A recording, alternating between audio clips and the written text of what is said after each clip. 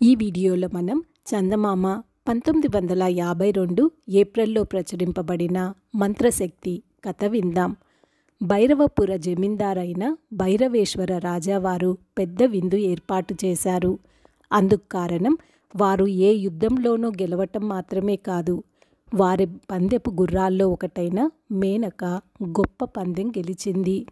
ఊళ్ళో అందరినీ రాజావారు విందుకు ఆహ్వానించారు.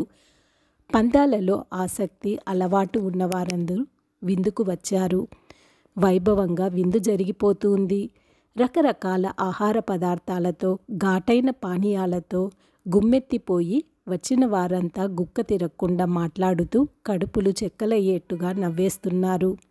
ఉన్నట్టుండి ఒక మూల బయలుదేరిన చిన్న కలకలం పెద్ద గొల్లబాగా మారింది. కోరమీసం అట్టు తిప్పి చూశారు రాజాగారు. కళ్ళు పెద్దవి చేసి తిలకించారు దివాన్జీ. చాలా ప్రమాదం, ప్రాణాంతకం కూడా అంటూ భగవతీరావు బల్లగుద్ది చెబుతున్నాడు. నీ మంత్రతంత్రాల్లో, భూత వైద్యుల్లో నాకు కొంచెం కూడా నమ్మకం లేదు అంటూ మోహన్ రావు ముసిముసి నవ్వులు నవ్వుతున్నాడు. వారి చుట్టూ చేరారు విందుకు వచ్చిన వారు. రాజావారు దివాన్జీ వంక చూశారు. దివాన్జీ చాలా కాలం నుండి ఆస్థానంలో ఉంటున్నవారు కనుక రాజావారి చూపులలో ఉండే అంతర్యాన్ని ఇట్టే గ్రహించి వేశారు. ఆయన లేచి భగవతీరావు, మోహన్ రావు ఉన్న బల్లను సమీపించారు. చుట్టూ చేరిన వారు నమ్రతగా పక్కకు తప్పుకొని దారి చేశారు. ఏమిటి తగువు అని అడిగాడు దివాన్జీ. మంత్రతంత్రాల్లో ఈయనకు నమ్మకం లేదట అంటూ ఉరిమి చూశాడు భగవతీరావు మోహన్ రావు వంక. అంతేనా అన్నట్టు దివాన్జీ మోహన్ రావు మొహంలోకి చూశారు. ఊహు, నేను నమ్మను, చచ్చినా నమ్మను అన్నాడు మోహన్ రావు. నిదర్శనం చూపిస్తే మీ శక్తిని నమ్మవచ్చు అని సలహా చెప్పాడు దివాన్జీ. భగవతీరావు దిగాలు పడ్డాడు. చేతులు నిలుపుకుంటూ మంత్రతంత్రాల్లో, గజకర్ణ గోకర్ణ విద్యలో దివాన్జీ గారికి నమ్మకం లేదన్నమాట అన్నాడు నంగిగా. నా నమ్మకంతో ఏం పని? నమ్మకం లేని మోహన్ రావును మీ మంత్రశక్తి వల్ల ఏ పిల్లిగానో కుక్కగానో మార్చేయండి అన్నాడు దివాన్జీ. పక్కకు తిరిగి కుడి కన్ను అదోలా ఎగరవేశాడు మోహన్ రావును ఉద్దేశించి. నాకు తెలిసినవి అలాంటి మంత్రాలు కావు, పచ్చి మలయాళీ మహమ్మారివి. తరువాత ఏమనుకున్నా? మోహన్ రావు మధ్యలోనే భగవతీరావు మాటలకు అడ్డుపడి, అయితే నన్ను కుక్కగానో పిల్లిగానో మార్చగలవన్నమాట అన్నాడు. పిల్లిగానో కుక్కగానో మాత్రమే కాదు, కావాలంటే ఎలుగుబంటి కూడా మార్చివేయగలను. అయితే ప్రతిదానికి సమయం అంటూ ఉంటుంది అన్నాడు భగవతీరావు దివాన్జీ వంక చూస్తూ. దివాన్జీ నివ్వేరపోయిన వాడిలా కళ్ళు తేలవేస్తూ చూశాడు.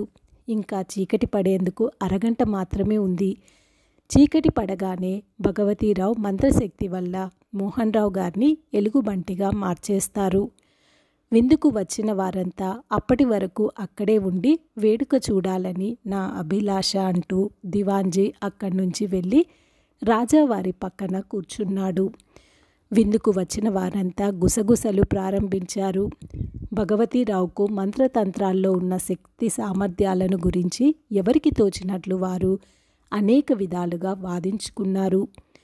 దివాన్జీ మోహన్ రావును పక్కకు పిలిచి ఏదో మాట్లాడాడు. తరువాత ఆస్థానపు అడవి జంతువుల పాలనకు ముఖ్యుడైన భుజంగాన్ని పిలిచి ఏదో చెప్పారు. చీకటి పడుతోంది. భగవతీరావుకు ఎదురుగా కూర్చొని మోహన్ రావు ఏదో ఆలోచిస్తున్నాడు. భగవతీరావు తల పంకిస్తూ, నొసలు ముడివేస్తూ నానా యాతన అనుభవిస్తున్నాడు. కోరమీసానికి పురిపెడుతూ రాజావారు కదలా మెదలక అంతా చూస్తూ కూర్చున్నారు. దివాన్జీ మోహన్ రావు దగ్గరకు వచ్చి, మీరు భగవతీరావు గారి మంత్రశక్తిని శంకించి సవాలు చేశారు కనుక మీ మాట మీద నిలబడాలి.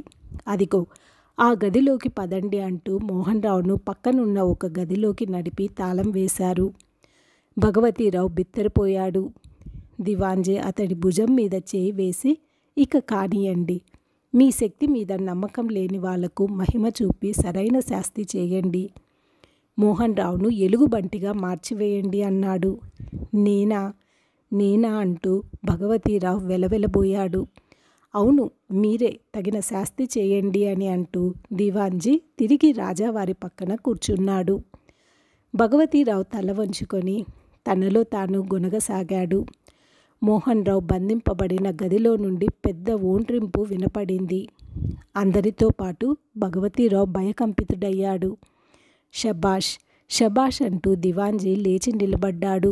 భుజంగాన్ని పిలిచి గది తాళం తీయమన్నాడు. ఆశ్చర్యం!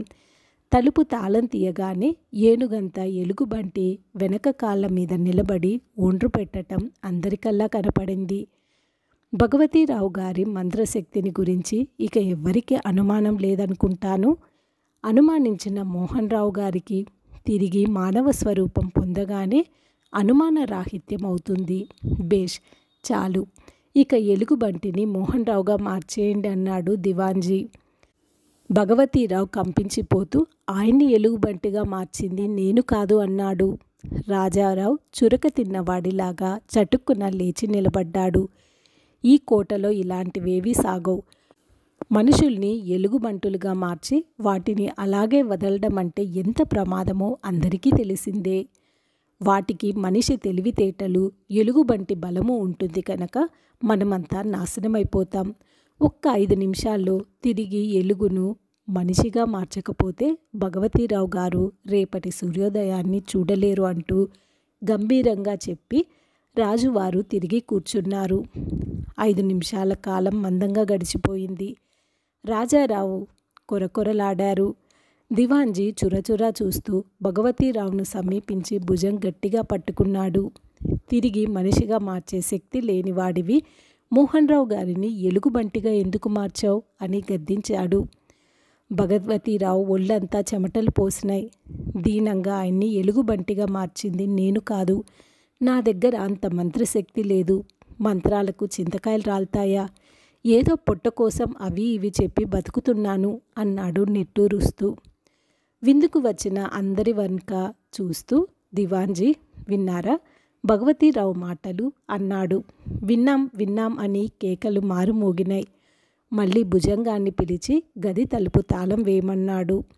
ఒండ్ర పెడుతూ ఉన్న ఎలుగుబంటిని అవతలకు అదిలించి భుజంగం గది తలుపులు మూసి తాళం వేశాడు. 4-5 నిమిషాల సేపు గది వంక రెప్ప వాల్చకుండా చూసి తనే స్వయంగా తాళం తీసి తలుపు తెరిచాడు దివాన్జీ. వహ్వా వహ్వా అన్నారు అందరూ. మోహన్ రావు నిబ్బరంగా నిలబడి అందరి వంక చూస్తున్నాడు. భగవతీరావు మరి ఆ ప్రాంతాల్లో కనపడలేదు. విందుకు వచ్చిన జనమంతా దివాన్జీ మంత్రశక్తిని గూర్చి ఎంతగానో పొగిడారు. అంతర్యం తెలిసిన మోహన్ రావు, భుజంగం, రాజావారు మాత్రం నాటకం రక్తి కట్టించినందుకు దివాన్జీ తెలివితేటలకు మెచ్చుకొని ఊరుకున్నారు. ఈ కథ ఇంతటితో సమాప్తం. ఈ వీడియో మీకు నచ్చినట్లయితే దయచేసి ఈ ఛానల్ని సబ్స్క్రైబ్ చేసుకొని ఈ వీడియోని లైక్ చేయండి. ధన్యవాదములు.